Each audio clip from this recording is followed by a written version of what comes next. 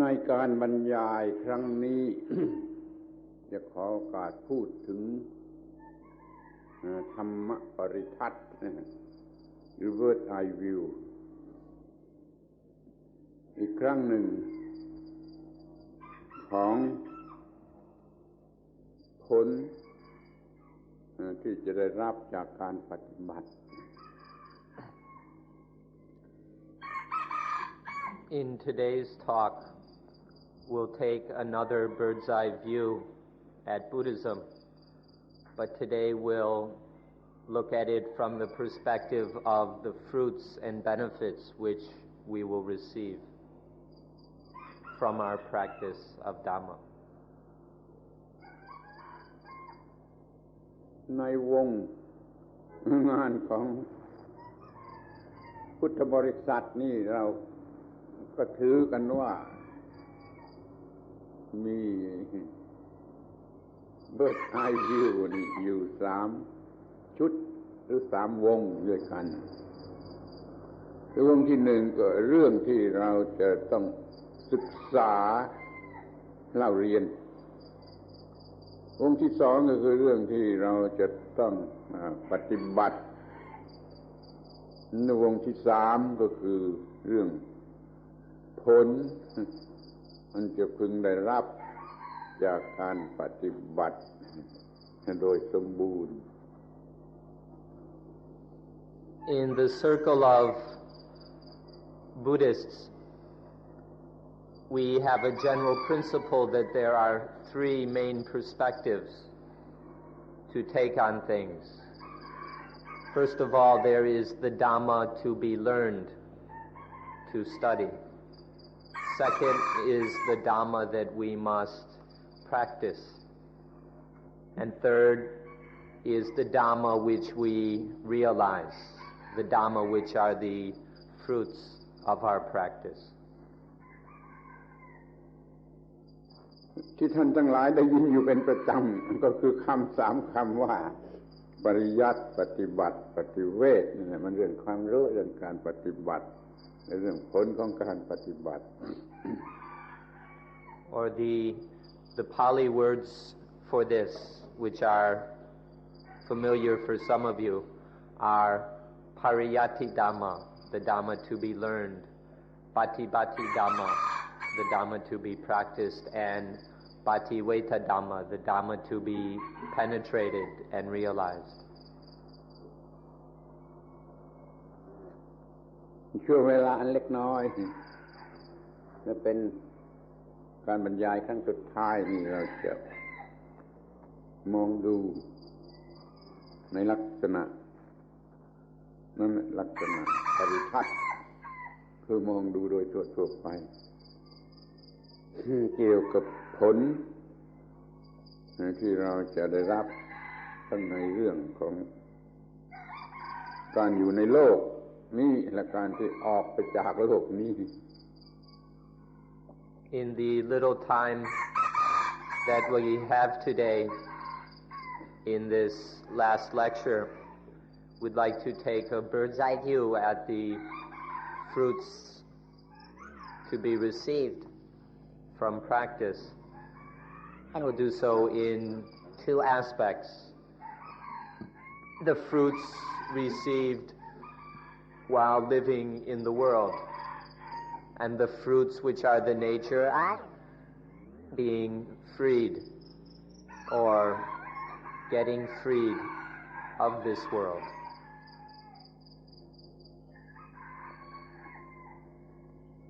เรื่องที่จะต้องรู้ก็มีมากมายแต่ที่เป็นชั้นหัวใจหรือสรุปรวมของหลักธรรมะที่สำคัญแล้วก็เรียกกันสั้นๆระบุไปอย่างเรื่องอริยสัจ4หรือเรื่องปฏิจจสมุปบาทอริยสัจกับปฏิจจสมุปบาทเป็นเรื่องเดียวกันแค่ว่ากล่าวอย่างสั้นๆจะเรียกอริยสัจกล่าวให้ละเอียดละออไปก็เรียกว่า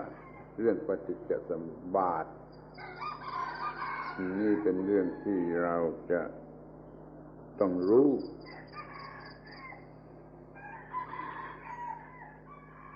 There are many dhammas in Buddhism,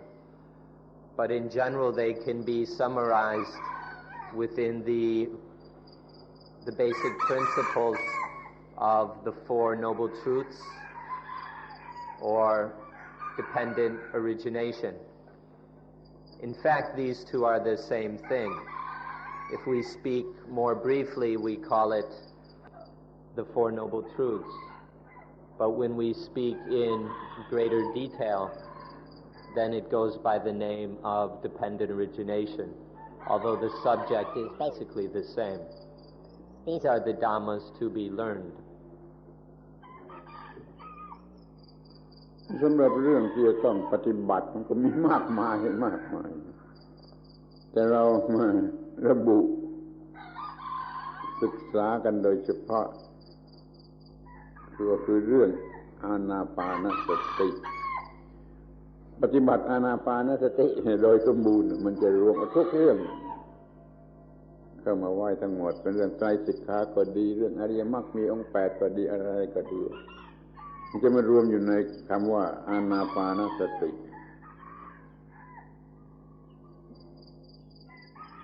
As for the dhammas to be practiced, there are also very many. However, here we want to point to the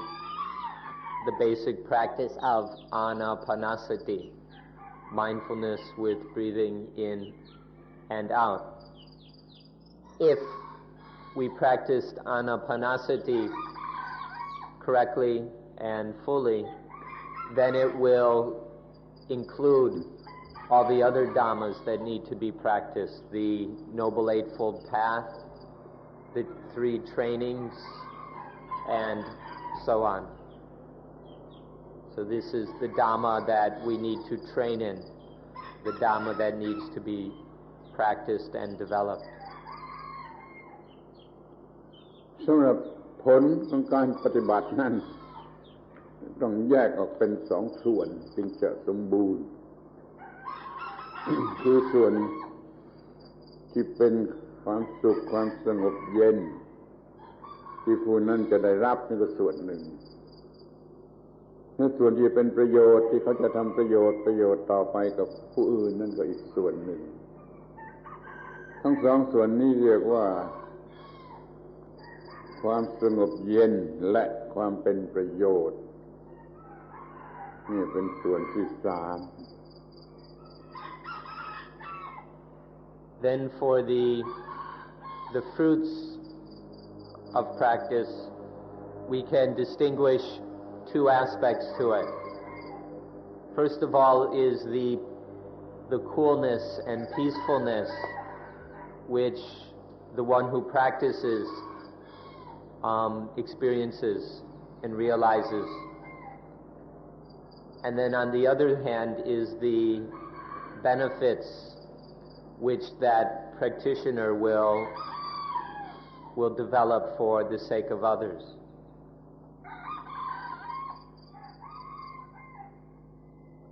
ที่หลักเกณฑ์ง่ายๆที่เราจะมาพูดกันในเรื่องผลของการปฏิบัตินี่ ก็พอจะแบ่งได้เป็น4 ระดับคือเรื่องกามเรื่องรูปเรื่องอรูปแล้วก็เรื่องนิโรธ4 คำนี้จำไว้ดีเถอะจะช่วยได้มากก็จะรู้ได้ครบถ้วนทุกชั้นทุกระดับ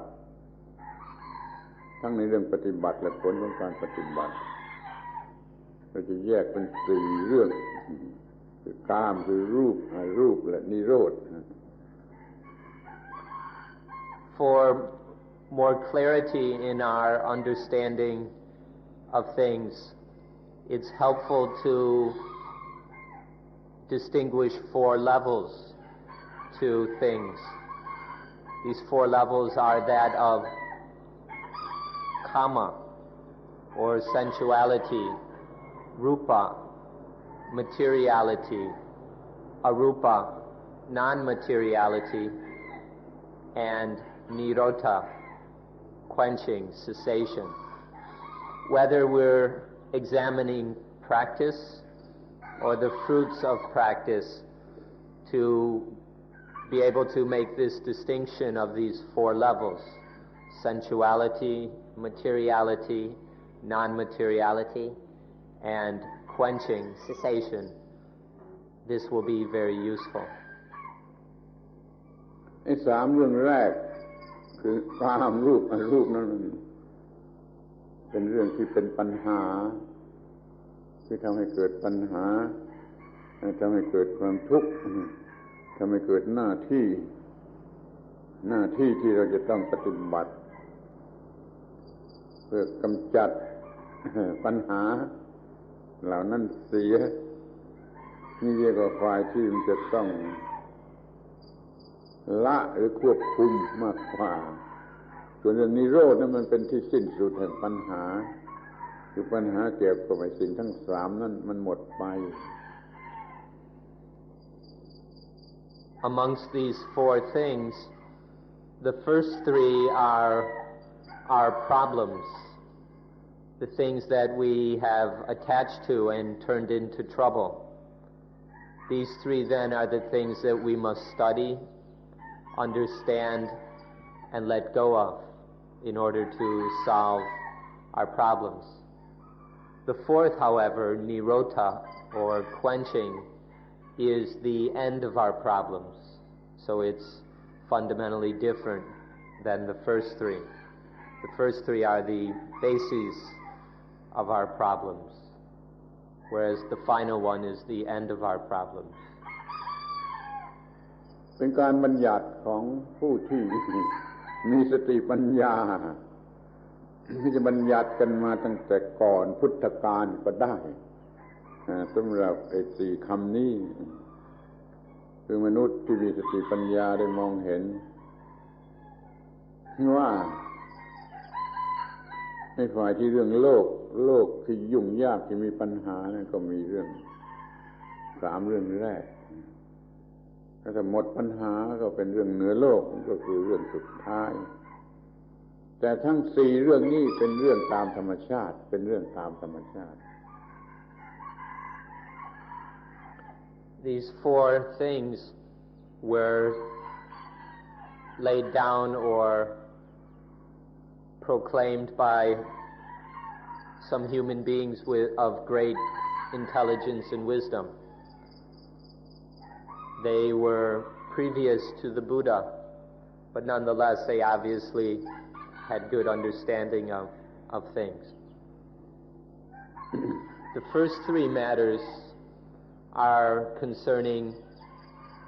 things in the world or being in the world, whereas the fourth is about being above and beyond the world.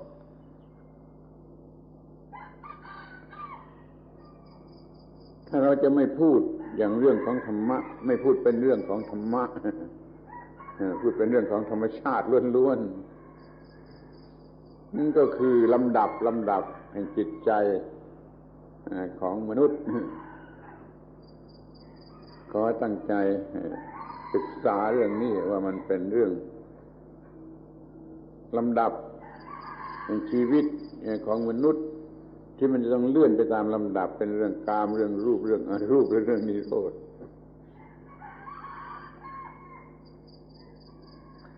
And all four of these are natural, whether in the world or beyond the world, they are totally natural. The first three of them, if we set aside Dhamma for a moment and just look at them in an ordinary way, can be understood as natural levels of the human mind. The human mind can be on these three levels. So we can see the kind of succession from level to level of sensuality, materiality, and non-materiality. เรื่องแรกคือเรื่องกามนี่มันเป็นเรื่องของธรรมชาติ เพื่อการสืบพันธุ์เพื่อไม่สูญพันธุ์ธรรมชาติก็ใส่เรื่องที่เรียกว่ากามเนี่ยมา เป็นเครื่องบังคับหรือดึงหรือล่อหรือหลอกก็แล้วแต่ ให้สิ่งที่มีชีวิตทำการสืบพันธุ์แต่การสืบพันธุ์นั้นไม่สนุกลำบากยุ่งยากเป็นทุกข์การสืบพันธุ์แต่ถ้าเรื่องกามนี่เป็นเรื่องสนุกเป็นเรื่องอร่อยสนุกสนานธรรมชาติก็ใช้เรื่องกามนี่มาเป็นเครื่องล่อให้มนุษย์ทำการสืบพันธุ์ในสิ่งที่มีชีวิตมันจึงมีอวัยวะสืบพันธุ์และมีความรู้สึกในทางสืบพันธุ์ประจำมาด้วยเสร็จมันเป็นเรื่องแรกที่เราจะต้องเผชิญกันกับเรื่องการสืบพันธุ์โดยการที่มีกามหรือกามารมณ์นี่เป็นเครื่องหลอกเป็นเครื่องล่อเป็นเครื่องฆ่าจ้าง The first of them is kama, sensuality or sexuality. This is a matter of reproduction so that the species won't die out. This is something that nature has arranged in all living things in order to maintain the species. The sexuality or the kama is used to induce or trick or deceive or force us into reproduction. The act of sex or the reproductive act itself is difficult, awkward, rather silly, and not much fun in itself. However, the sexuality, the kama of it, is very delicious, enticing, and fun for people. So these feelings of sexuality are used by nature to trick us or force us into reproducing. We wouldn't bother, nobody would bother reproducing if there weren't these strong sexual feelings to get us to do so. So this is something nature has put into all living things. All living things, especially animals, have reproductive organs,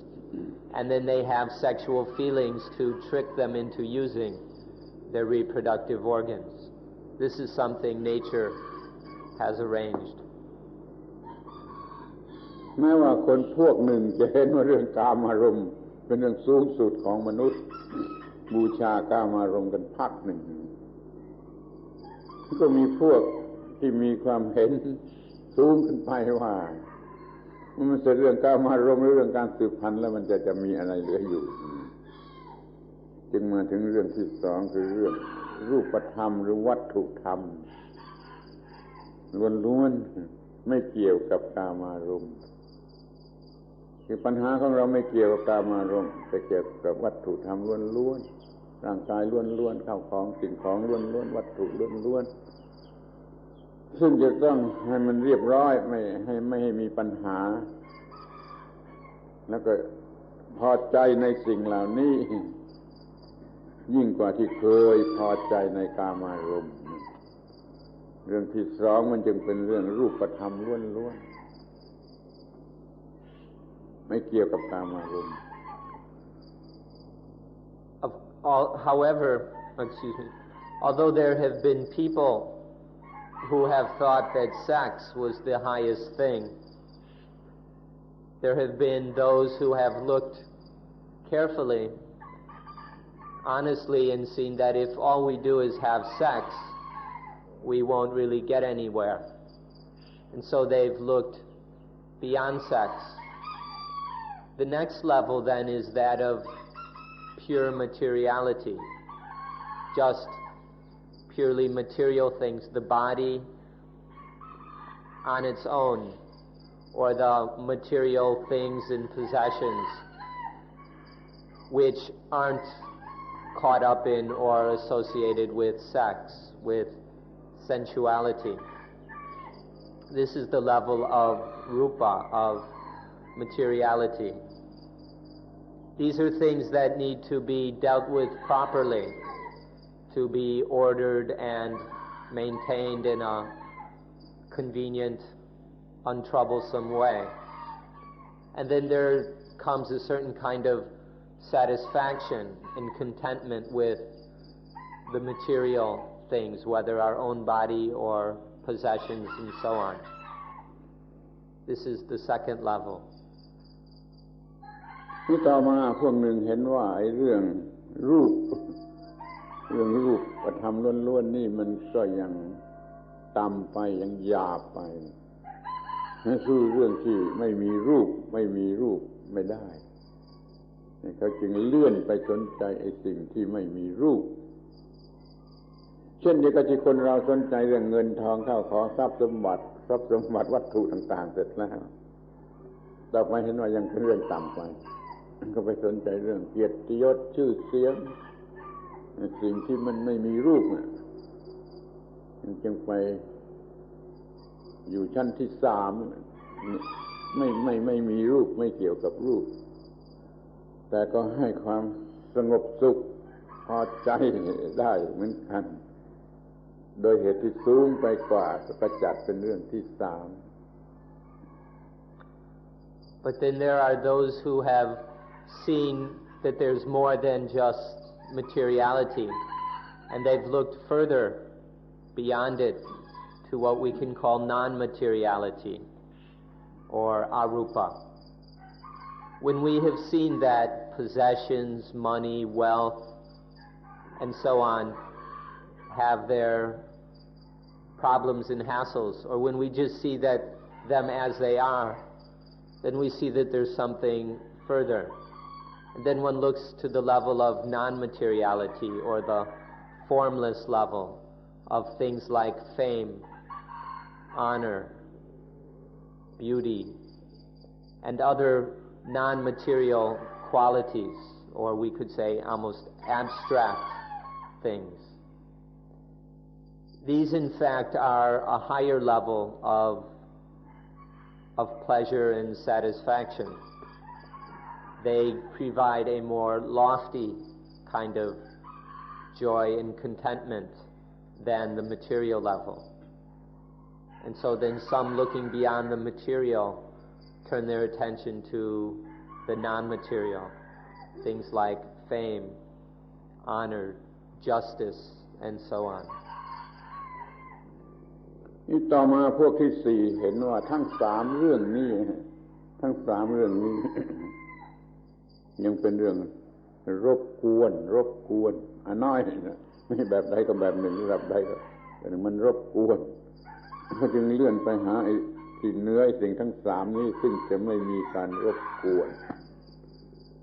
เรียกว่าเป็นเรื่องสุดท้ายไม่เป็นชีวิตที่ไม่มีการรบกวนเป็นชีวิตที่ไม่หิวไม่ต้องการอะไรอีกต่อไปเป็นอันดับสุดท้าย But then a fourth group of people took a good look and recognized that these first three things or levels are annoying, disturbing. And so they looked beyond it to something higher, something where one is free of, beyond, independent of the first three things. Something where there is no annoyance, no disturbance. This is called nirota, or quenching. This is the highest level. Principle หรือหลักเกณฑ์นี่จะถูกหรือผิดก็สุดแท้ท่านทั้งหลายคิดดูเองแต่เป็นเรื่องที่ว่าคนโบราณเขาได้มองเห็นแล้วก็ได้มองเห็นว่าเป็นเรื่องที่ของมนุษย์เป็นเรื่องที่มนุษย์จะต้องจัดจะต้องทำให้มันสูงไปตามลำดับจากเรื่องกามเป็นเรื่องตั้งต้นไปถึงเรื่องรูปบริสุทธิ์ล้วนๆแล้วก็ไปถึงรูปสิ่งที่ไม่มีรูปเป็นอรูปแล้วก็เป็นเรื่องที่จบ จบสิ้นสุดของเรื่องของสิ่งทั้งสามนี้ได้สอนกันมาอย่างนี้แม้ว่ามันจะสูงต่ำกว่ากันบ้างเป็นลัทธิหรือเป็นศาสนาแต่ละศาสนาไปมันก็เกี่ยวกับเรื่องทั้งสี่นี้เท่านั้นแหละเพราะเรื่องทั้งสี่นี่มันเป็นพื้นฐานของชีวิตของปัญหาของชีวิตท่านขอให้ท่านเข้าใจสิ่งทั้งสี่หรือเรื่องทั้งสี่นี้ว่าให้ดีเป็นพื้นฐานสำหรับการศึกษาและการปฏิบัติและการได้รับผลของการปฏิบัติ Whether or not these four levels are true is something for you to investigate for yourselves. But this is a way of viewing things which is very ancient and which has been made, a lot of use has been made of it since people first realized this principle. So if you wish, you can use it in order to understand your own understanding, your own practice, and the realizations and fruits of that practice. ทุกคนจะเห็นได้ง่ายๆว่าคนหนุ่มคนสาวตั้งต้นชีวิต โดยเรื่องของกามศึกษาแล้วเรียนหาเงินหาทองมาซื้อหาสิ่งที่เรียกว่ากาม เพราะเรื่องเกี่ยวกับกามหรือเพศหมดลงไปลดลงไป ก็มาถึงเรื่อง หลักทรัพย์สมบัติ ที่เป็นหลักทรัพย์ของชีวิตคือทรัพย์สมบัติแล้วต่อมาอีกเห็นว่ามันยัง ต่ำไปก็เกียรติยศชื่อเสียงเกียรติยศชื่อเสียงแล้วก็วุ่นวายด้วยเกียรติยศชื่อเสียงแล้วก็มาถึงสิ่งสุดท้ายก็หยุดสงบจากสิ่งเหล่านั้นเป็นอิสระออกมาจากสิ่งเหล่านั้นที่เรียกว่าหลุดพ้นจากโลกหรือท่านจะใช้คำว่าไปอยู่กับพระเจ้าก็ได้ไปอยู่กับพระเป็นเจ้ามันก็เหนือกามเหนือรูปเหนืออรูปแล้วไปอยู่กับพระเจ้าอย่างนี้จะใช้คำอย่างนั้นก็ได้แต่ในทางธรรมะนี่เราเรียกว่าเหนือโลกพอมาถึงจุดที่อยู่เหนือกามเหนือรูปเหนืออรูปแล้วก็เรียกว่าเหนือโลกมันมีอยู่สี่อย่างนี้ท่านจะทำได้เท่าไรจะได้เพียงอย่างเดียวหรือกี่อย่างก็สุดแท้แต่เรื่องทั้งหมดมาดูกันโดยเรียกว่า bird eye view มันมีอยู่สี่ขั้นตอนอย่างนี้ You can all see quite readily that young people, young men and women, start off on the level of sex, of sexuality. This is where their minds are traveling around and wandering most of the time, very much in the sensual, sexual level. But then, after a while, they look further to the material level, to wealth,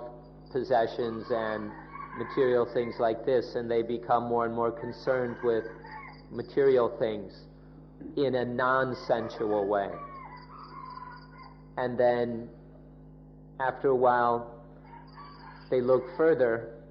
and start to be more and more interested in things like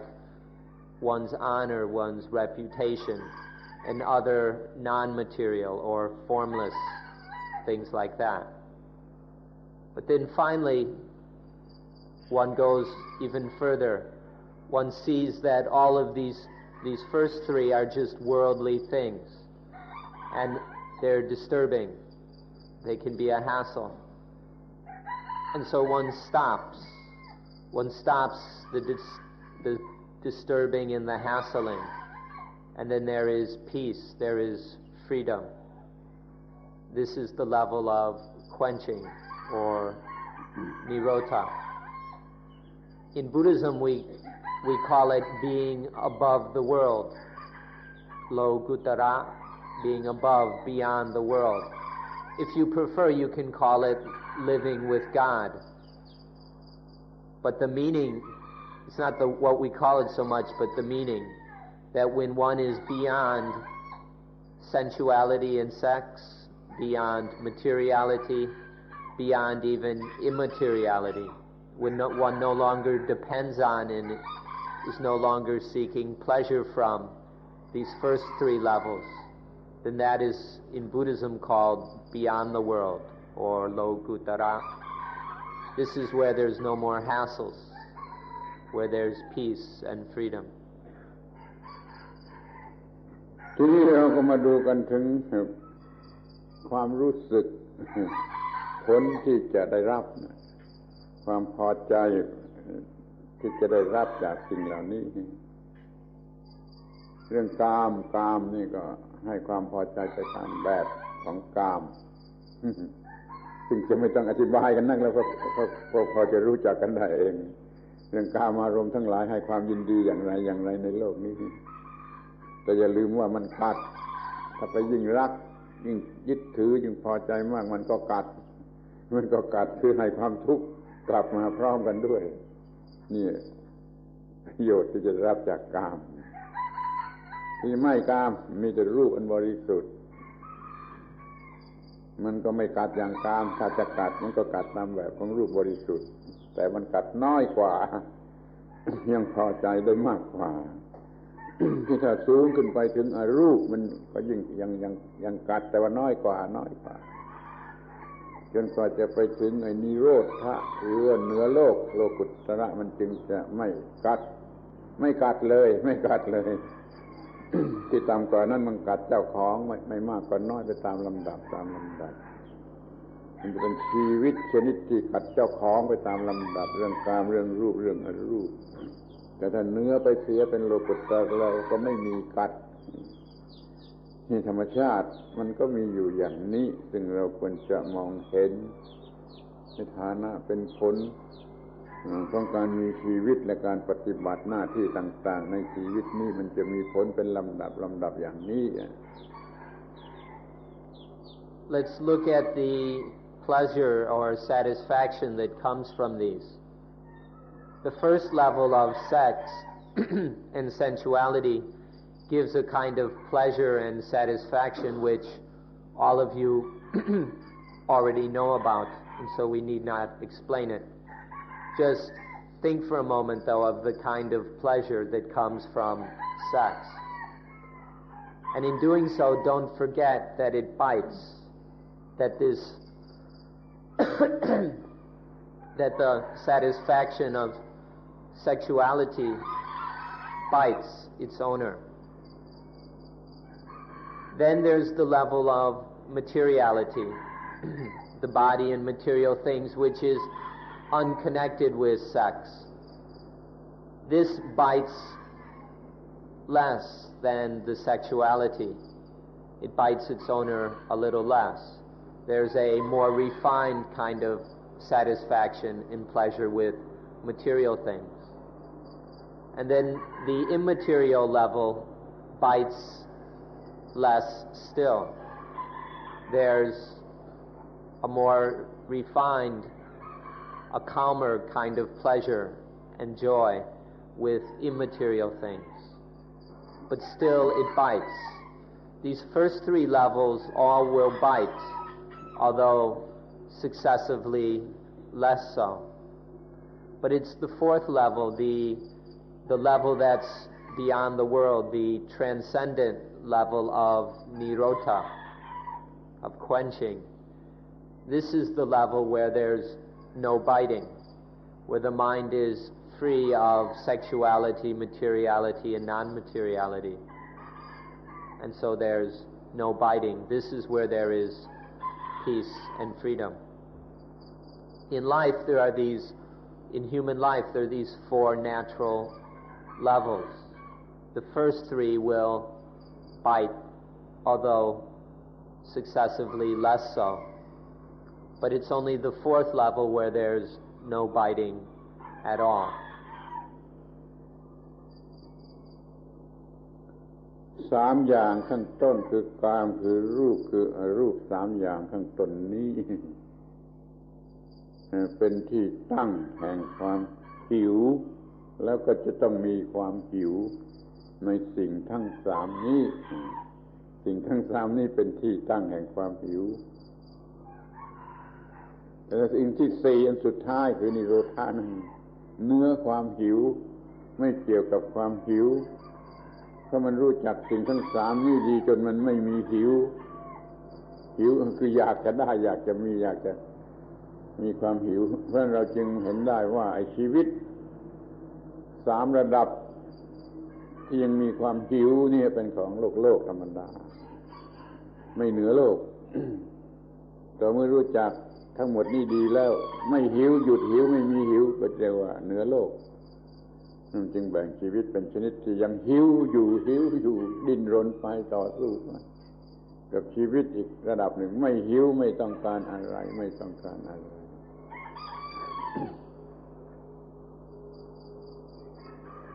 The first three levels of life,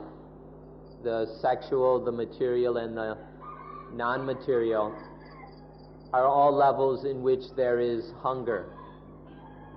These first three levels are the objects or basis of hunger. Wanting to get, wanting to have, wanting to keep. This is what we mean by hunger. But on the fourth level, there's no more hunger. It's the level that is free of hunger. There's no more wanting to have or to get or to keep or any of that. So we can distinguish two kinds of life. There is the life of hunger, this ordinary worldly life, where we're still caught up in the world, whether on the sexual, material, or non-material levels. And there's always hunger. And then there's the level that is beyond the world, above it, the level where there is no hunger at all. Naturally, life comes in these two forms, the hungry life and the non-hungry life. ท่านก็มองเห็นได้เองว่าถ้าหิวมันก็ต้องหากินและกินถ้าหิวมันต้องหามากินและกินมันหิวอยู่ก็กินหิวอยู่ก็ต้องหามากินถ้าไม่หิวมันก็ไม่ต้องหามากินแล้วมันก็ไม่ต้องกินถ้ามันไม่หิวอันไหนจะดีกว่ากันแต่บางคนอาจจะสงสัยว่าไม่หิวแล้วไม่กินนั่นจะอยู่ได้อย่างไรนี่เราค่อยพูดกันอีกที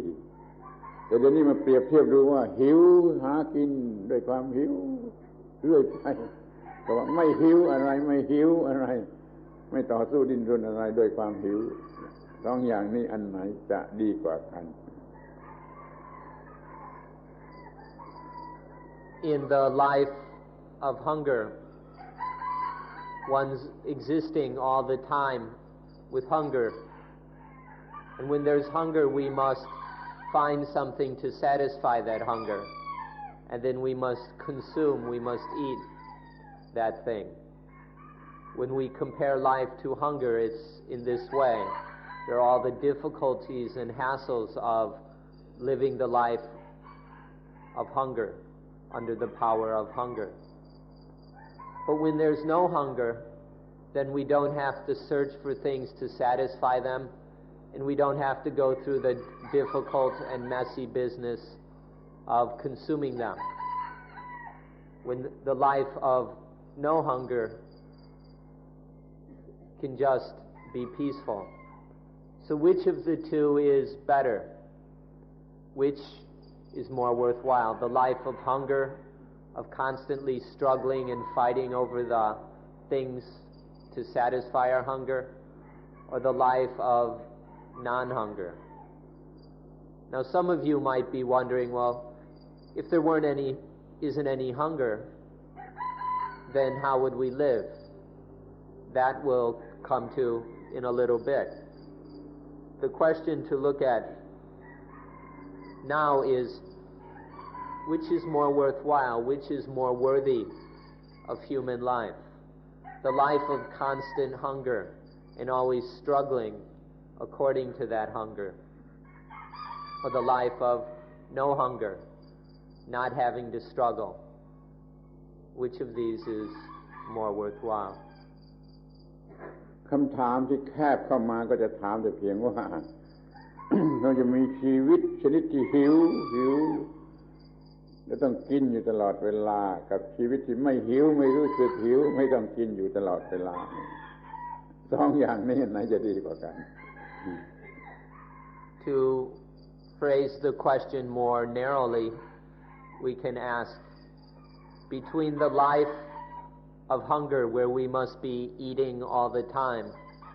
and the life of non-hunger where we don't have to eat at all, which is better? ทีนี้คำตอบมันก็จะแสดงให้เห็นได้ว่า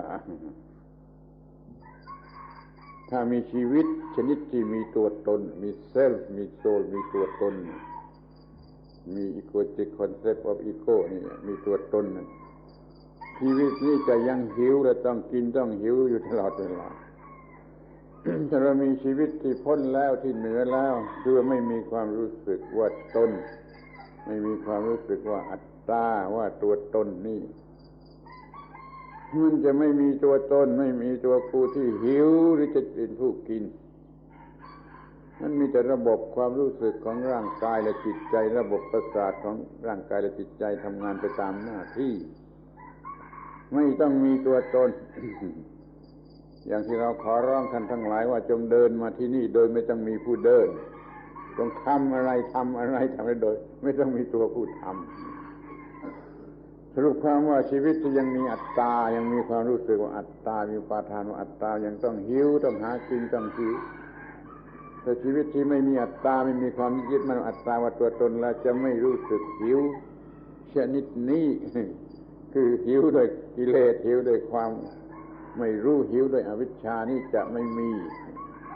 มันรู้แต่ว่าหน้าที่อะไรควรทำอย่างไรควรทำหน้าที่อะไรเมื่อไรก็ทำไปเท่านั้นโดยไม่ต้องมีกูผู้ทำเพราะฉะนั้นมันจึงไม่มีกูผู้หิวผู้กินหรือผู้อะไรเลยเราเลยได้ชีวิตเป็นสองชนิดว่าถ้ามีอัตตาก็ยังหิวแล้วกินไปถ้าไม่มีอัตตาก็ไม่ต้องหิวแล้วก็ไม่ต้องกิน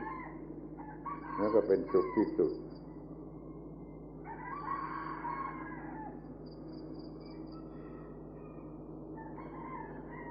The life, if we go into this a bit more deeply, it's the life where there is ego, the life of self, the life where there is the egoistic concepts of me and mind. This is the life of hunger. The life when there is ego, self, me, mine, then there will be constant hunger. All the searching and struggling and fighting of that life of hunger. But when there's no self, when there's no egoistic concepts in the mind, when the mind is free of the illusions of self, I, mine, then things are much different. There's just the natural life, where there's the body and mind functioning naturally, responding to circumstances without any ego. This is a totally different life, a life where there isn't any hunger. When there's ego, there's constant hunger, and constantly we act according to the power of that hunger. But when there's the life without ego, then there's no hunger. And one just acts in terms of one's duty, the responsibilities of life. One sees what needs to be done and doesn't. There's just the doing without a doer. In the way that we asked you to practice walking here as walking without a walker. Let it be a natural function of the body and mind without adding any of the egoistic concepts to it. All of life can be that way, doing without a doer. And that then is the life of non-hunger. ถ้าชีวิตนี้ยังประกอบไปด้วยอวิชชาความไม่รู้ มันก็ต้องมีความสำคัญมั่นหมายว่ามีตัวตนมีตัวกูมีตัวตนมันก็มีกิเลสต่างๆรวมทั้งความหิวนี่ด้วยแล้วมันจึงมีชีวิตอยู่ด้วยความหิวมีชีวิตอยู่ด้วยความหิวหลีกไม่พ้น แต่ถ้ามันมีวิชามีความรู้อันถูกต้องไม่มีตัวตนมันมีการทำหน้าที่ไปตามธรรมชาติตามระบบของหน้าที่นั้นๆก็ปฏิบัติไปในลักษณะที่เป็นหน้าที่ตามธรรมชาติอย่าเอาตัวกู้ขึ้นมาอย่าเอาตัวกู้ขึ้นมาเป็นเจ้าของชีวิตหรือเป็นตัวชีวิตมีความรู้ที่แท้จริงน่ะเป็นตัวดำเนินชีวิตก็ไม่มีตัวเราไม่มีตัวกู้ไม่มีตัวตนมันก็ไม่มีผู้หิวหรือไม่มีผู้สนองความหิวมันก็เป็นชีวิตที่เรียกว่าเย็นเป็นประโยชน์เย็นเป็นประโยชน์ถ้าท่านปฏิบัติธรรมะสำเร็จท่านก็จะมีชีวิตชนิดนี้คือเย็น When there is ignorance, there will be attachment. We grasp at things as being me and mine due to the power of that ignorance. And then there is self, and there are all the defilements that make life heavy and painful. That's the life of hunger. The life of self, the life of me and mine, is the life of endless hunger. But when there's no more ignorance, when there's no more of this grasping at things as me and mine, when the defilements are cooled, then it's the life of freedom, the life of peace. Because one is no longer hungry, one doesn't have to live according to the self, according to its demands. One is free of that. And so then life is cool. Life is a coolness and a peacefulness. And this is the life of non-hunger. ถ้าท่านประสบความสำเร็จในการปฏิบัติธรรมะโดยเฉพาะคืออานาปานสติความสำเร็จนั้นจะนำไปสู่ความรู้ที่ทำให้เห็นได้ว่าไม่มีอัตตาแล้วมันก็จะหมดไปโดยอำนาจของความรู้นั่นนะมันจะไม่เกิดการเปลี่ยนแปลงอย่างใหญ่หลวงในชีวิตในจิตใจไม่มีความยึดมั่นถือมั่นว่าอัตตาอีกต่อไปมันเป็นชีวิตที่อยู่เหนืออวิชชาไม่มีอัตตาไม่มีอัตตาไม่มีตัวผู้หิวไม่มีตัวผู้ที่จะต้องสนองความหิวนี่ท่านคิดดูว่ามันจะเป็นอย่างไรบ้าง If you are successful in your Dhamma practice, especially in your practice of anapanasati, then this will lead to the life of non-hunger. This will lead to seeing anatta, seeing that everything is not self. When one sees anatta clearly in everything one does, then there's no self to make us hungry. The activities of body and mind are recognized as not self,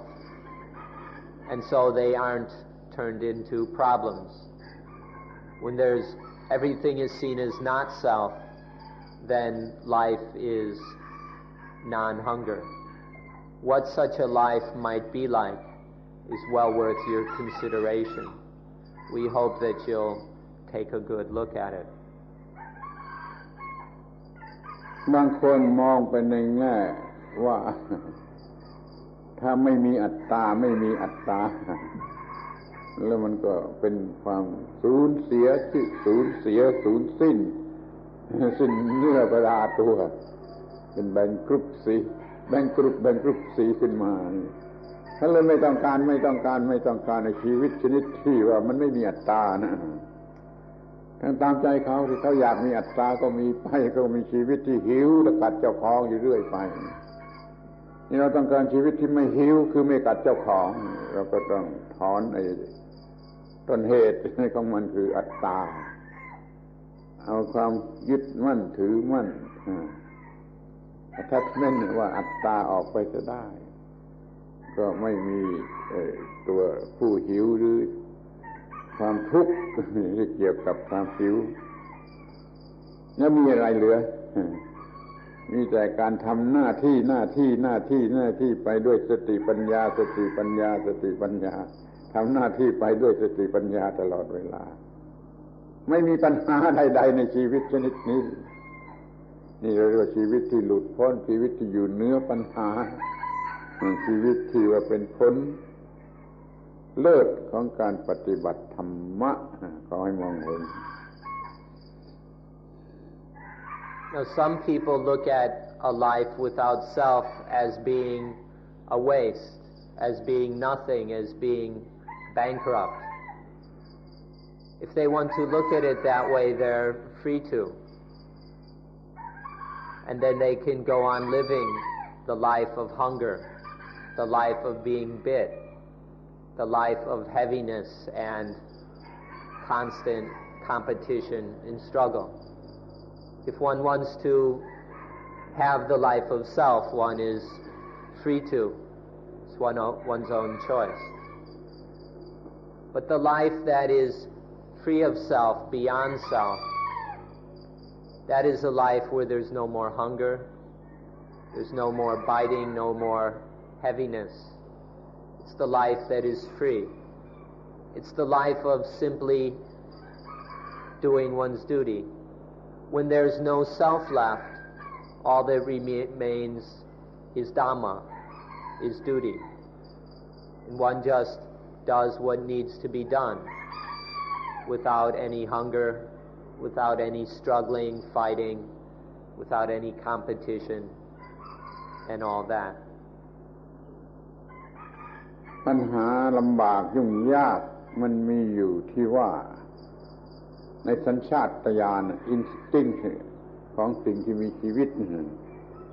มันต้องมีความรู้สึกว่ามีตัวตนเป็นที่ตั้งของชีวิตนี่ instinct มันมีความรู้สึกว่าตัวตนพอเราเกิดมาจากท้องมารดาก็ยิ่งถูกส่งเสริมให้เข้าใจว่าเป็นตัวตนยิ่งขึ้นไปเนี่ยมันจึงลำบากในการที่มีชีวิตชนิดที่ไม่มีตัวตนเราจึงมาศึกษาให้รู้แล้วปฏิบัติกันสมัยเพื่อจะควบคุ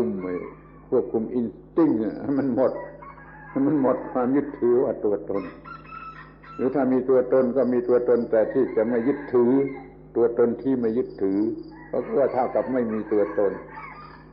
อินสติ้งมันก็หมดความเป็นตัวตนมันมากลายเป็นสติปัญญาไปในทางที่ไม่มีตัวตนอย่างนี้เราเรียกว่าควบคุมอินสติ้งให้ได้กำจัดอำนาจของอินสติ้งจะได้เราก็สามารถที่จะมีชีวิตชนิดที่ไม่ต้องมีตัวตนและปัญหาต่างๆมันก็ไม่มีเพราะว่ามันไม่มีตัวตนที่เป็นที่ตั้งแห่งปัญหา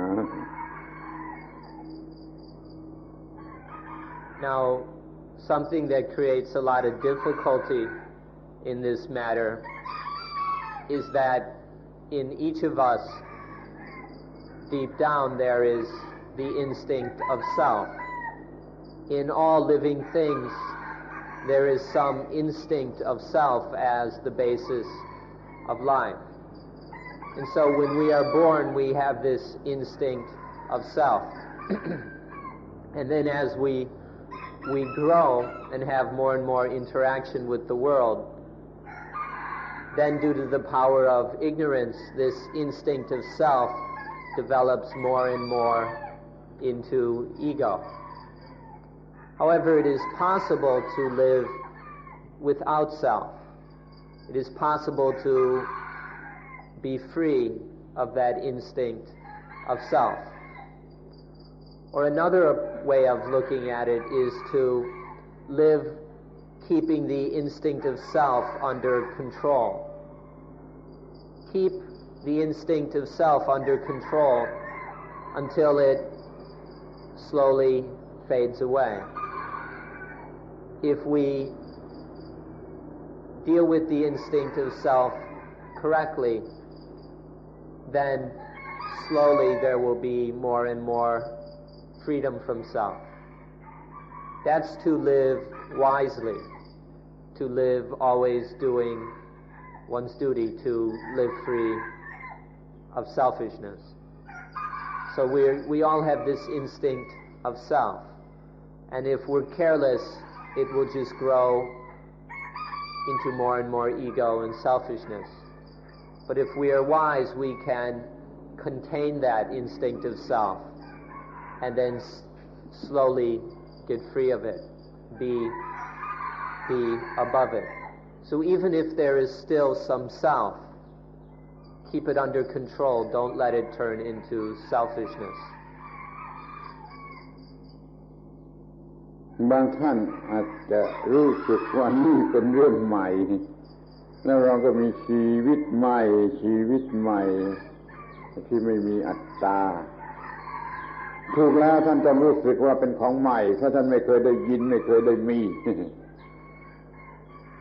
แต่โดยที่แท้แล้วมันไม่ใช่ของใหม่เป็นของนิรันดรเป็นของนิรันดรความจริงอันนี้ความจริงที่ว่าชีวิตนี้ไม่มีอัตตาไม่ใช่อัตตานี่มันเป็นของตลอดกาลนิรันดรเป็นความจริงของธรรมชาตินิรันดรชีวิตนี้เป็นชีวิตนิรันดรไม่เก่าไม่ใหม่ไม่จะไม่เก่าและไม่ใหม่แต่ท่านเพิ่งมารู้เรื่องนี้เพิ่งศึกษาเรื่องนี้ก็จะเห็นว่าเป็นชีวิตใหม่ก็ได้เหมือนกันเก่าที่มันผ่านมาแล้วมันมีความทุกข์ใหม่ก็ไม่มีความทุกข์แต่ถ้าให้ถูกให้จริงให้ตรงแล้วเราจะไม่เรียกว่าไม่เก่าและไม่ใหม่มันไม่มีเก่าและใหม่สำหรับความจริงข้อนี้คือชีวิตที่ไม่มีอัตตาไม่มีความรู้สึกว่าอัตตา Some of you may feel that this is something new, that it's some kind of new life. But in fact, it's something tremendously old. This life that is free of atta, the life beyond self, is incredibly old. It's so old that it doesn't have a beginning. It doesn't have an end. So if you want, you can say it's new. But it's not something new that's just happened. It's eternally new. It's so old that it's always new. So maybe the best way of speaking, the most correct way of speaking, is to say that this is neither new nor old. If we see it most clearly, the life beyond self is neither new nor old. ทีนี้มันจะมากไปกว่านั้นอีกก็คือจะมีการสงสัยว่านี่เป็นชีวิตหรือไม่ใช่ชีวิตควรจะเรียกมันว่าชีวิตหรือไม่ควรจะเรียกมันว่าชีวิตโดยซ้ำไปมันไม่เพียงแต่เก่าหรือใหม่ละมันมีปัญหาไปถึงว่านี่มันไม่ใช่ชีวิตก็ได้มันไม่ใช่ชีวิตก็เลยกลายเป็นว่าอยู่เนื้อความมีชีวิตอยู่เนื้อความมีชีวิตไปซะอีกนี่คนเขาก็ยิ่งไม่อยากจะเข้าใจไม่อยากจะสนใจ Even further than that comes the question, should this even be called life? Is this life or is it not life? This life that is neither new nor old, should we even call it life? Isn't this being above life, beyond life, free of life? But of course, this is something that most people don't want to understand. They don't want to pay attention to. This being beyond life. above life. But that frightens people, so they're not interested. ถ้าพูดให้เข้าใจง่ายกว่านี้ก็ต้องพูดว่า ชีวิตที่ไม่มีอัตตาไม่ใช่อัตตาไม่เป็นอัตตาเนี่ยมันเป็นที่น่ารักน่าพอใจของคนที่ฉลาดคนที่มีความรู้ธรรมะแล้วก็พอใจชีวิตที่ไม่มีอัตตาแต่คนที่ไม่มีความรู้ธรรมะจะเรียกว่าคนโง่ก็ได้มันจะกลัวจะเกลียดจะกลัวอย่างยิ่งไม่ปรารถนาอย่างยิ่งไม่ปรารถนาชีวิตที่ไม่มีอัตตาเขาลงในสิ่งที่เรียกว่าอัตตาเอาตัวอัตตาเป็นชีวิตเพราะไม่มีอัตตาเขาก็ถือเท่ากับไม่มีชีวิตเขาก็กลัวยิ่งกว่าสิ่งใดกลัวชีวิตที่เป็นอนัตตาแต่ธรรมะในพุทธศาสนาต้องการจะอยู่เหนือความทุกข์มันจึงจำเป็นที่จะต้องนำมาสู่ภาวะที่ไม่ใช่อัตตาไม่มีอัตตาแต่ก็ชีวิตก็ชีวิตที่ไม่มีอัตตาหรือถ้าไม่อยากจะเรียกชีวิตก็ไม่ใช่ชีวิตไปเลยเป็นความว่างไปเลยแล้วเดี๋ยวนี้เราพูดกันภาษาธรรมดาว่ามีชีวิตก็มันมีชีวิตชนิดที่ไม่มีอัตตาชีวิตล้วนๆที่ไม่มีอัตตา To speak in a more easy to understand way, we can say that the life that has no self, the life beyond self, is something terrifically lovely and desirable for the person who is intelligent. The person who understands Dhamma well will see this life as being very desirable. On the other hand, people who are foolish, people who have no understanding of Dhamma, will see this life as ugly, hateful, and frightening. They're so attached to self. They're so stuck in the belief, the feeling, the thinking that life must be self, that if we speak of not self, being free of self, it seems to them to be no life at all. And so they hate this kind of life. They hate the life of no self and unselfishness. They're afraid of it. They want to just cling to the life of self, of selfishness, of hunger. But there is this kind of life which is the most lovely and beautiful for those who understand Dhamma.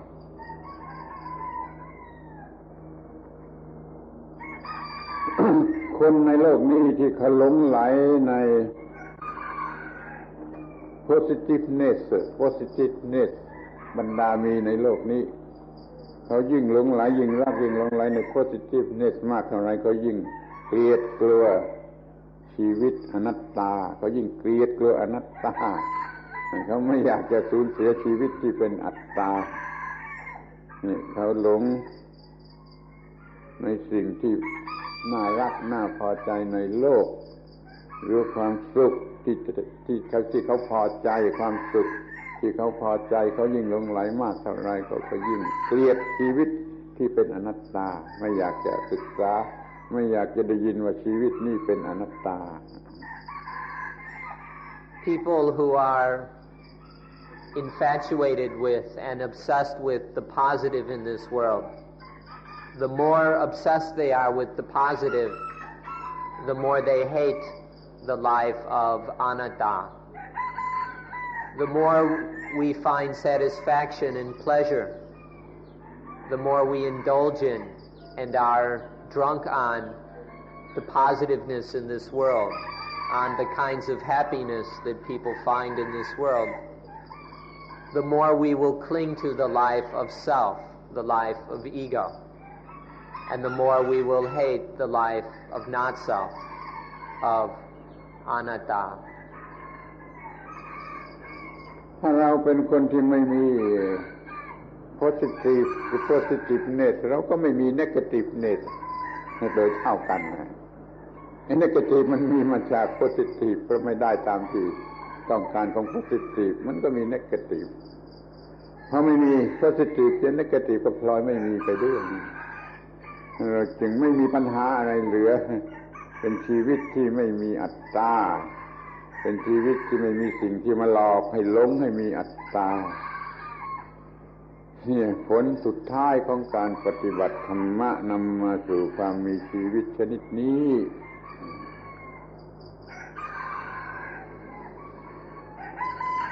When there is no more positive, then there isn't any negative either. The positive and the negative are just about the same. The negative comes from the positive. When we don't get what we want, when we don't get what we like, what we take to be positive, then that is negative. And so when the positive disappears, the negative disappears as well.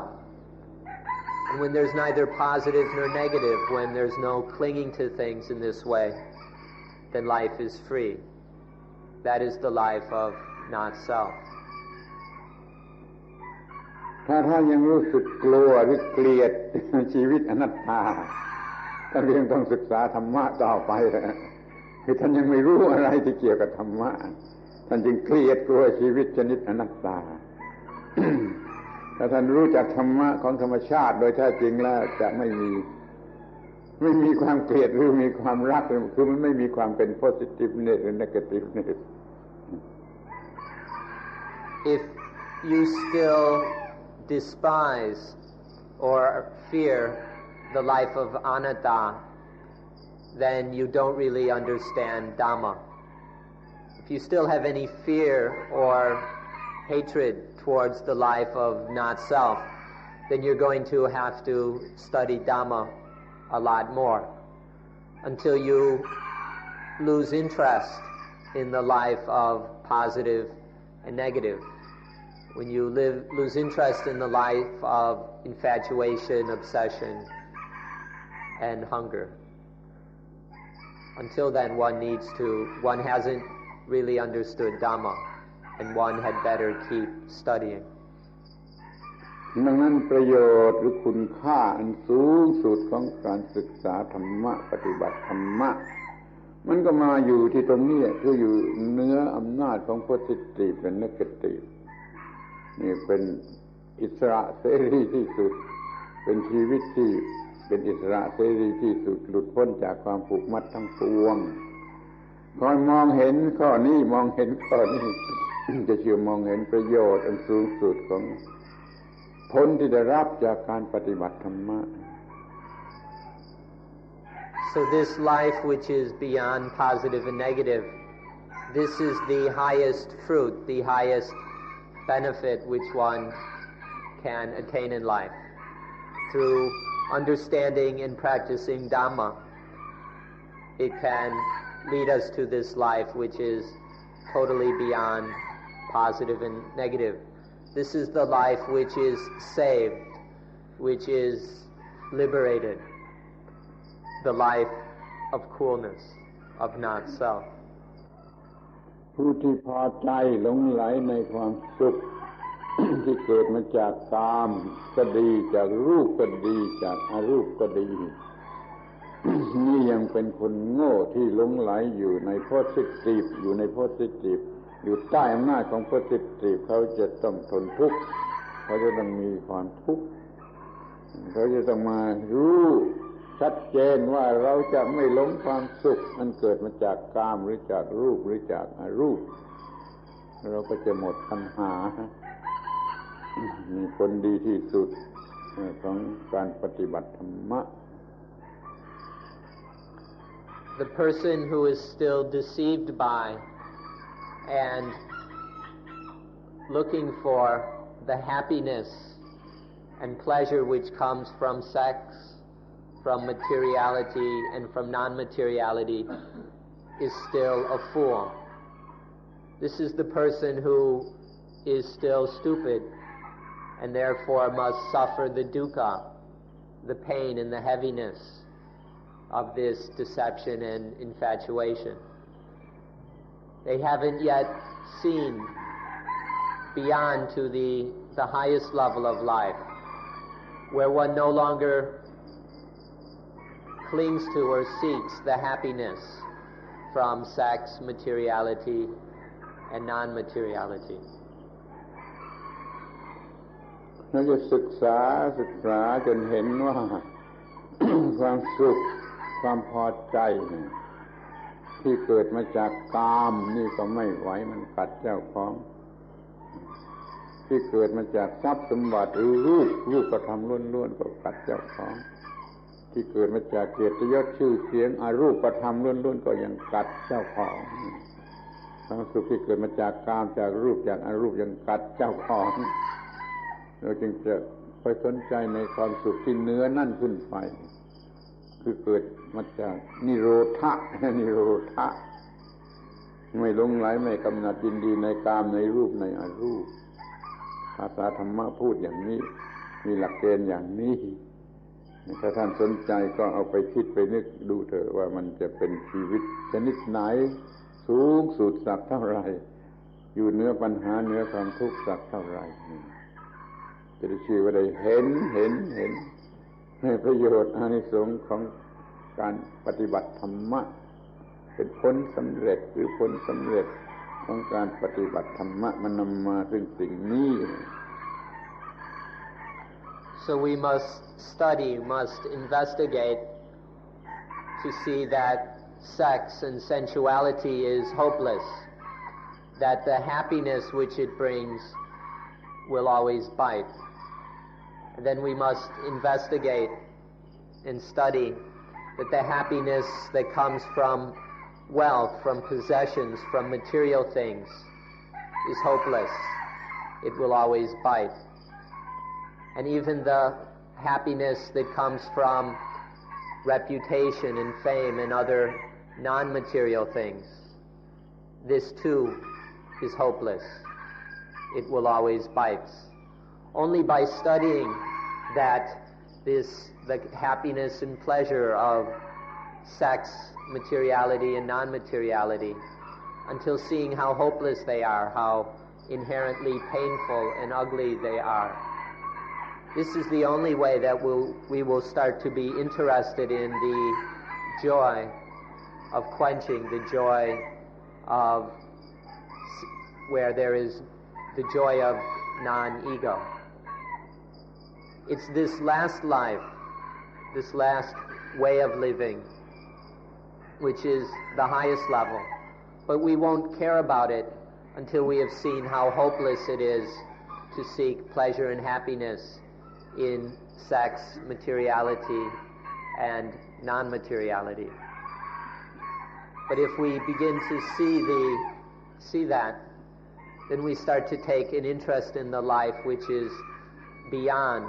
sex, materiality, and non-materiality. The life of quenching, which is the highest life. มีคำพูด เติมที่ฟังยากเข้าใจยากที่สุดอยู่คำหนึ่งคือคำนี้ถ้าเข้าใจได้ก็ดีมีประโยชน์ที่สุดถ้าเข้าใจไม่ได้ก็จะเกลียดหรือจะไม่ชอบและจะไม่ได้รับประโยชน์อะไรคือคำพูดที่พูดว่าชีวิตที่อยู่เหนือการปรุงแต่งชีวิตที่อะไรปรุงแต่งไม่ได้ก็คือชีวิตที่ไม่มีความหมายแห่งอัตตาชีวิตที่ไม่ได้มีความหมายแห่งอัตตาเป็นชีวิตที่อะไรปรุงแต่งไม่ได้โพสิทีฟเนกาทีฟอะไรก็ปรุงแต่งมันไม่ได้มันเป็นชีวิตที่เป็นอิสระคำนี้เข้าใจยากชีวิตที่อะไรปรุงแต่งไม่ได้ขอพยายามเข้าใจให้จนได้ This highest life, that of on the level of quenching, of nirodha, this then is the fruits of practicing Dhamma correctly. If we are interested in it, then we will be truly interested in practicing Dhamma according to Dhamma. There is a term which is rather difficult to understand. If you understand it, then it will make things very clear. But if you misunderstand it, then you will find it something very hateful, something despicable. This term or phrase is the life which is above all concocting, the life which is beyond all concocting. This is the life which is beyond self. We're using the Thai word brung dang. Brung is to season. Or to cook. When you cook food, you brung it. Or when you make something, you brung. And dang is to kind of season or decorate, whether you decorate your face, your body, or something else. So this kind of cooking and decorating is brung dang. We can maybe translate it concocting, which comes from the Latin word to cook together. Cooking things up in order to get new things. It could be translated production. So the life which is above all of this concocting, all of this cooking and decorating, this is the life of not self. This is when the mind has realized something or realized that, so that the mind can never be concocted again. The mind can't be cooked, decorated, or seasoned by anything ever again. This is the life which is above all concocting. If you understand it, you'll fall in love with it. If you don't understand it, you'll hate it.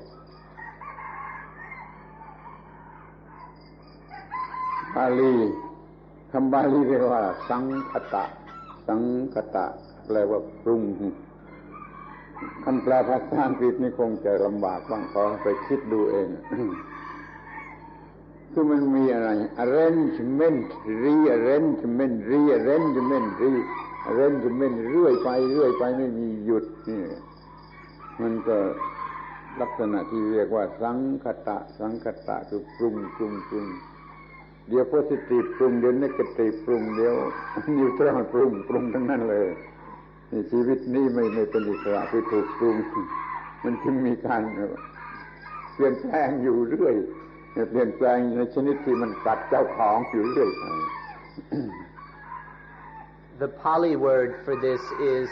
sankata. The English translation is a little difficult, as well as into other languages such as German or French. So why don't you think about it, investigate sankata more and more until you find the best translation for yourself. The meaning of sankata is kind of arrangement and then rearrangement and then rearrangement, a constant rearrangement and arrangement and rearrangement of things. This is what we mean by brungdang or by concocting, by sangata. First, the positive concocts, and then the negative concocts, and then even neutral concocts, constantly being rearranged by the positive, by the negative, by neutral. This is what we mean by sankata. Can you see how wearisome, how heavy, how hopeless it is? เราไม่รู้จักเสรีภาพ เสรีภาพคือไม่ถูกอะไรปรุง ถ้าใช้คำว่าเสรีภาพ ก็หมายความว่าไม่ถูกอะไรปรุงเดี๋ยวนี้เรารู้จักเสรีภาพแต่ทางการเมืองเสรีภาพทางวัตถุนี่มันยังไม่จริงมันยังเป็นการปรุงที่ไม่รู้สึกตัวไม่อิสระจากการปรุง ขอให้รู้จักธรรมะสูงสุดรู้จักการไม่ถูกปรุงโดยอวิชชาโดยเฉพาะนี่เราจะมีชีวิตอิสระพอพูดว่าอิสระอย่างนี้ก็สูงสุดนะ คือมันหยุดไม่ต้องวิ่งไปวิ่งมา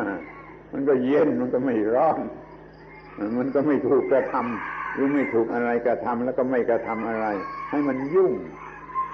มันไม่เป็นทั้งแพสซีฟไม่เป็นทั้งแอคทีฟเนี่ยไม่เป็นทั้งเนกาทีฟไม่เป็นทั้งโพสิทีฟชีวิตนี้สูงสุดที่ธรรมะจะช่วยให้ได้เมื่อปฏิบัติธรรมะสำเร็จ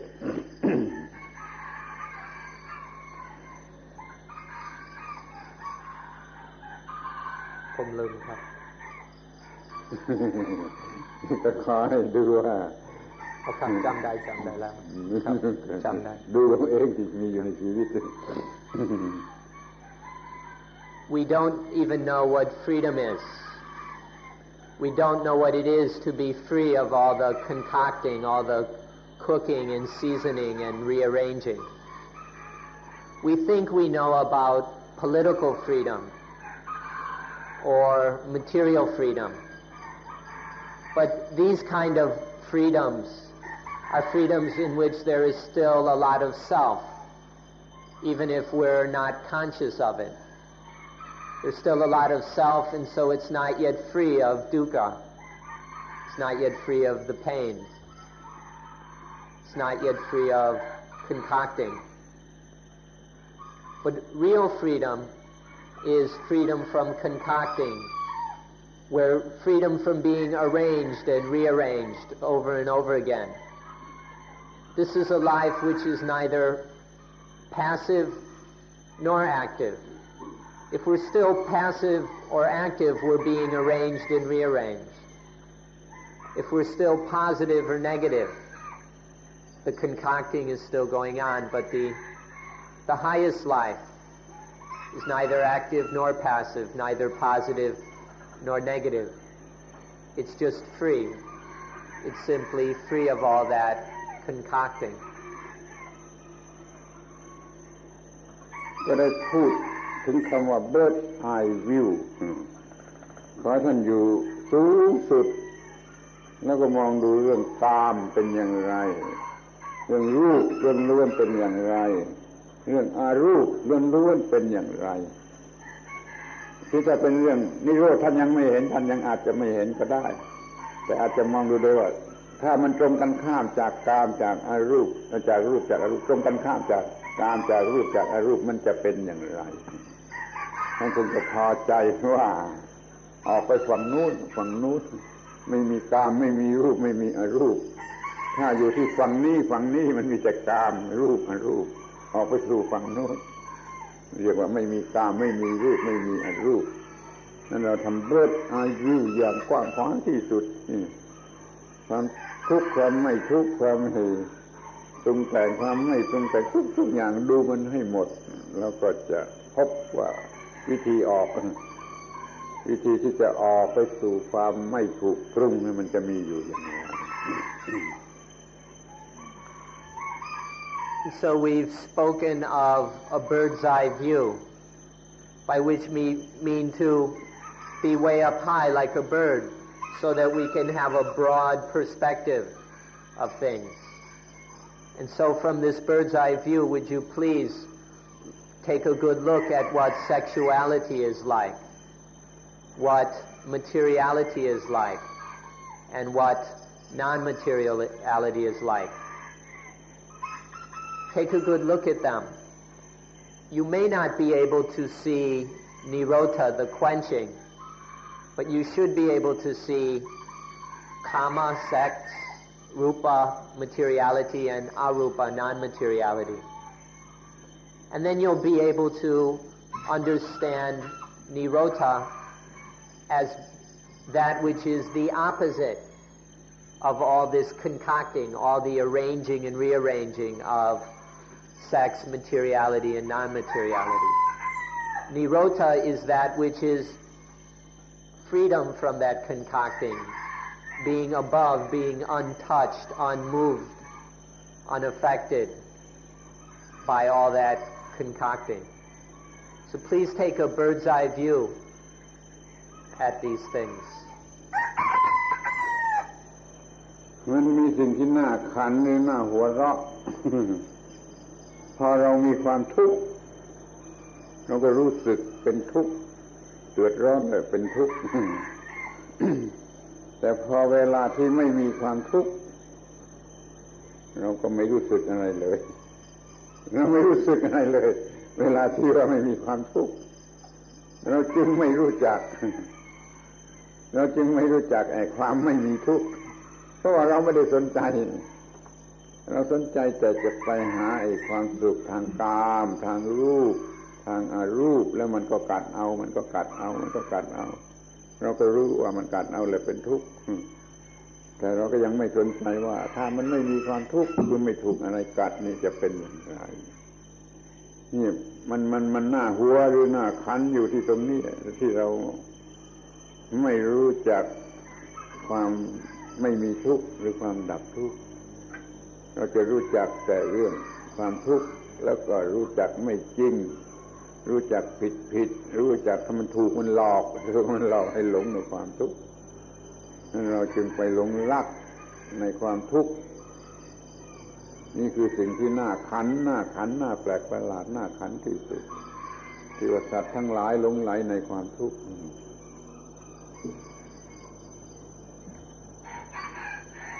All we know is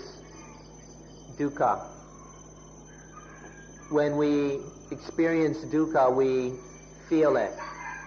and so we know it. But when there's no dukkha, we don't feel anything, and so we have no understanding of what it is to be free of dukkha. So all we want, all we look for is the happiness that we can get out of sex, material things, and non-material things. We're not at all interested in quenching, in the ending of all that clinging after positive things. This is rather funny, although it's also pitiful, that all we know is dukkha. We're not even interested in, and so we're not even being interested in being free of dukkha. Because freedom from dukkha doesn't hit us over the head, we don't bother paying any attention to it, and so we have no interest in it. All we're interested in is dukkha, although we like to call it happiness. But with our chasing after happiness, what we get is dukkha. ขอให้สนใจทั้งคู่ปรุงกับไม่ถูกปรุงปรุงกับไม่ปรุงถูกปรุงกับไม่ถูกปรุงนี่ให้สนใจแล้วเราก็จะรู้ว่า ชีวิตคนธรรมดามีชีวิตที่ถูกปรุงผู้รู้ธรรมะถึงที่สุดเป็นพระอรหันต์แล้วชีวิตไม่ถูกปรุงต้องคำชีวิตที่ถูกปรุงกับชีวิตที่ไม่ถูกปรุงมีคำพูดอยู่สองคำพยายามทำความเข้าใจให้ดีๆ ศึกษาธรรมะแล้วปฏิบัติแล้วจะรู้จักชีวิตทั้งสองชนิดก็เลือกเอาที่ไม่ถูกปรุง Try to understand just two words: concocting and non-concocting. One side is this concocting, this cooking, this constant rearranging. In the other side, there's no concocting, no cooking, no rearranging. One kind of life is the life which is always concocted, constantly being concocted. Another kind of life is the life of the Arahant, the life which has developed to the highest level, the life where there isn't any concocting. This is all you need to understand, the life of concocting and the life of non-concocting. If you study Dhamma, if you practice Dhamma, then you will start to understand these things. Please try to understand this concocting and non-concocting. เวลาที่เหลืออยู่นิดหน่อยนี่ก็จะพูดถึงผลของการถูกปรุงหรือไม่ถูกปรุง ก็ต้องพูดถึงเรื่องนิพพานะ ภาษาไทยเราเรียกง่ายๆว่านิพพานนิพพานภาษาบาลีเป็นนิพพานะถ้าเรียกเต็มที่ก็ต้องเรียกนิพพานธาตุ element of นิพพานนิพพานนิพพานะนี่เป็นจุดหมายปลายทางของการปฏิบัติธรรมขอทำความเข้าใจกันถึงเรื่องนิพพานะนิพพานะซึ่งแปลว่าเย็น In the short amount of time that remains, we'd like to make some understanding about the results of non-concocting. In the Pali language, this is called Nibbana. In Thai, we just call it Nippan, but in Pali, it's Nibbana, or if we give it its full name, it's called Nibbana Dhatu, the natural elements of Nibbana, the natural essence of Nibbana, Nibbana Dhatu. This is the fruit, the result of non-concocting. Its basic meaning is cool. The essence of Nibbana is coolness. คนธรรมดาสามัญไม่รู้สึก ว่านี่สังคตะนี่อสังคตะ เขาไม่รู้ความหมายอันแท้จริงของคำว่า positive และ negative เขาก็หลงมัน positive ก็หลงรักมัน negative ก็หลงเกลียดหลงโกรธมันเขาก็ถูกปรุงอยู่โดย positive และ negative ตลอดเวลานี่เรียกว่าคนธรรมดาหรือบุถุชนแล้วหนามีสิ่งปิดตาหนามากเรียกว่าบุถุชนคือคนธรรมดาไม่เกี่ยวกับไม่มีนิพพาน The ordinary person doesn't understand the words sankata, concocted, and asankata, unconcocted, non-concocted. The ordinary person is still tricked and deceived by positive and the negative. Positive things concoct the ordinary person into love and lust. Negative things concoct the ordinary person into anger and hatred. The ordinary person is said to be thick, or in Pali the term is bhutujana, thick ones or thick people. They're said to be thick because there's something very thick in front of their eyes, and so they can't see. The thick ones can't see the concocting, and so it's hopeless as far as the unconcocting goes, because they're still so deceived by the positive and the negative, by their attachments and defilements. They're said to be thick ones or thicksters. มาถึงนิพพานชั้นแรกนิพพานอันดับแรกของพระอรหันต์อันดับแรกรู้จักว่าสังคตะปรุงอย่างไรอสังคตะคือไม่มีการปรุงอย่างไรพร้อมกันก็รู้ว่าไอ้ positive มันปรุงอย่างไรไอ้ negative มันปรุงอย่างไรพระอรหันต์ก็รู้จัก positive ดี negative ดีรู้จักมันดีและรู้จักว่ามันปรุงอย่างไร แต่ท่านสามารถที่จะไม่ให้ถูกมันปรุงเพราะว่าพอใจในการไม่ถูกปรุงมีความรู้เรื่องการถูกปรุงดีมากแล้วก็รู้เรื่องไม่ถูกปรุงยิ่งไปกว่านั้นอีกมีความรู้ที่จะก้าวตามากจน positive และ negative ปรุงจิตใจของผู้ที่เป็นพระอรหันต์ไม่ได้นี่เป็นนิพพานที่หนึ่งที่แรกคือรู้จักว่า positive และ negative แต่ปรุงไม่ได้นิพพานที่หนึ่ง The thick ones don't even understand Nibbana at all. Let's take a look at Nibbana.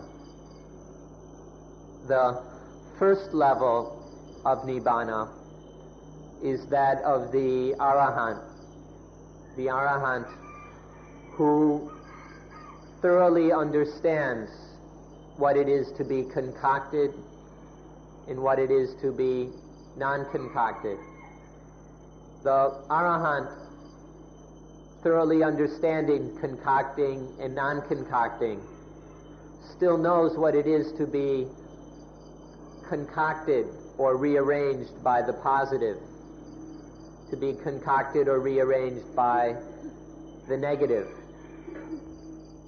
Knows this very well, but also because the Arahant also knows the unconcocted, knows this and appreciates what it is to be unconcocted, and therefore is, by appreciating this, truly appreciating it, this Arahant is able to not be concocted by things. Still knowing what it is to be concocted, this Arahant, because of appreciation for the non-concocted, is able to be unconcocted, is able to avoid being rearranged by positive and negative. This is the first level of Nibbana Dhatu. นิพพานธาตุอันดับที่สอง ความรู้สูงสุดวิปัสสนาสูงสุดความรู้สูงสุดจนเห็นว่ามันเช่นนั่นเองทั้ง positive และ negative เช่นนั่นเอง positive ก็เช่นนั่นเอง negative ก็เช่นนั่นเองจนไม่มีความเป็น positive และ negative ไม่มีความรู้สึกว่าสิ่งใดเป็น positive หรือ negative ก็ไม่มีปัญหาอะไรไม่มีความเป็น positive และ negative กับพระนิพพานอันดับที่สองหรือพระอรหันต์อันดับที่สองอันดับที่หนึ่งมี positive และ negative แต่ทำอะไรไม่ได้อันดับที่สองไม่รู้สึกเป็น positive หรือ negative เลยก็ยิ่งทำอะไรไม่ได้นี่คือเย็นถึงที่สุดเรียกว่าเย็นถึงที่สุดเพราะไม่ถูกปรุงจึงเย็นถึงที่สุดพระนิพพานมีสองความหมายอย่างนี้ความเย็นมีสองความหมายอย่างนี้ The second level of Nibbana Dhatu, which is the result of the highest insight, the highest understanding of insight, is seeing that the positive is just thus, negative is just thus. It's not this or that. Both positive and negative are just thus, are merely thusness. They're just like that. And seeing this, truly realizing this, the Arahant is not at all, not in the least affected by positive and negative. Positive and negative don't exist for this Arahant. The first level, there is still positive and negative, but it doesn't affect, it can't rearrange or concoct that kind of Arahant. But on the second level, there's no more positive and negative at all. There's absolutely no concocting at all. There's just non-concocting, just asankata. This is the second level of Nibbana Dhatu. ขอย้ำอีกทีหนึ่งโดยใจความสั้นๆว่านิพพานอันดับที่หนึ่งอารมณ์เข้ามากระทบก็รู้สึกว่านี่เป็น positive นี่ negative แต่ก็ปรุงไม่ได้นิพพานที่สองไม่รู้สึกเป็น positive หรือ negative เลยมันก็ไม่มีการปรุงเลยอันนี้มันปรุงไม่ได้เพราะรู้เท่าทันไม่ให้ปรุงอันนี้เพราะว่ามันไม่มีความหมายที่จะปรุงไม่มีอำนาจที่จะปรุงที่ดูเราสิดูพวกเราธรรมดาสิมันปรุงตลอดเวลาทั้ง positive และ negative มันต่างกันมากขนาดนี้ เราไม่มีความเย็นเราไม่มีความเย็นเรามีแต่ความร้อนเพราะถูกปรุง Let's review this understanding a little bit. The first kind of Nibbana Dhatu, there is still positive and negative, but it can't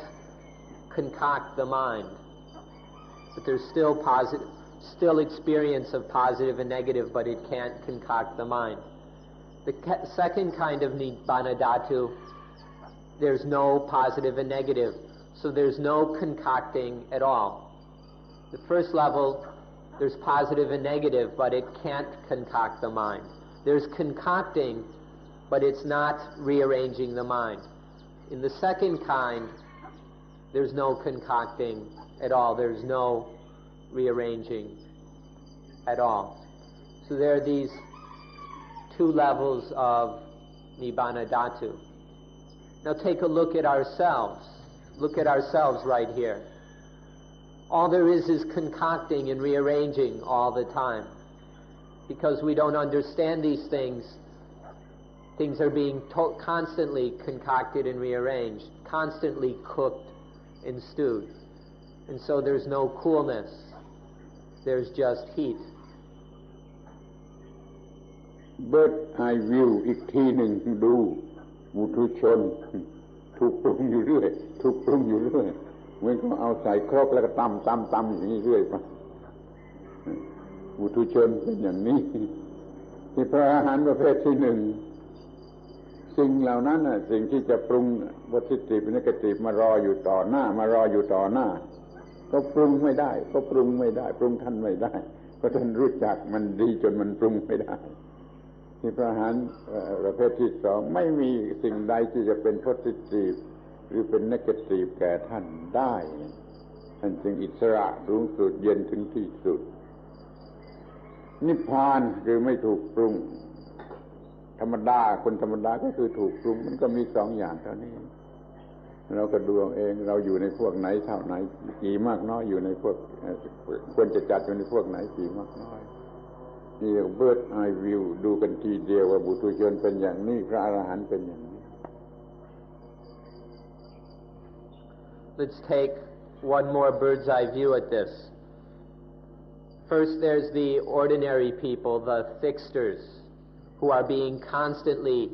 cooked up and rearranged. It's like they're put in a pot and salt and vinegar and sugar and all kinds of things are always being put in and stirred around and mixed up. This constantly being stirred and cooked up is the life of the Butuchana, the thick ones. And then there's the life of the Arahants. The first level of Arahant, there's still positive and negative right in front of the Arahant, right in the face, but that positive and negative can't cook up that Arahant. There's positive and negative, but it can't stir up the mind anymore. And then the highest level of Arahant, there's no more positive and negative left. There's nothing positive and negative at all. In short, there are two things. There's the ordinary thick life that's being constantly stirred and cooked. And there's the life of Nibbana, in which there's no stirring, no cooking. สรุปอีกทีดีไหมว่าพวกนี้ถูกปรุงอยู่เรื่อยโดย positive โดย negative ถูกปรุงอยู่ด้วยที่พวกนี้มี positive negative อยู่ตรงหน้าปรุงไม่ได้เป็นหมัน positive negative ปรุงเป็นหมันพวกนี้ไม่มีความหมายแห่ง positive และ negative แต่ประการใดต่างกันอย่างนี้ Should we go through it again? This set is being cooked, rearranged, and concocted by the positive and negative all the time. This set has positive and negative right there, but isn't